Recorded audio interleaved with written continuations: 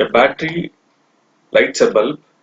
Describe the energy changes involved in the process. The energy change is going to be chemical energy to light energy. And we know that the law of conservation of energy, energy can neither be created nor be destroyed.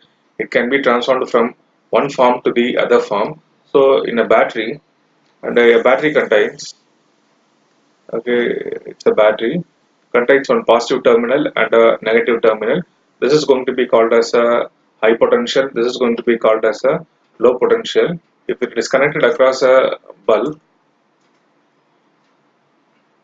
across a bulb, so automatically current will be flowing from positive to negative, and because of that, and water and inside the battery, it is the chemical reaction.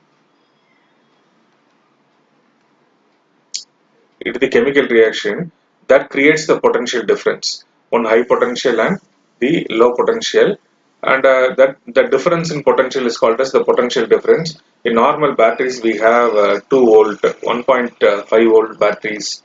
Okay, that is what is called the potential difference, and the potential difference is created because of the chemical reaction.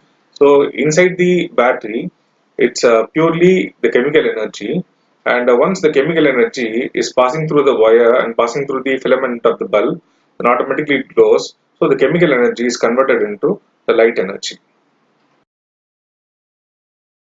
Subscribe to my channel and also press the bell icon for important updates.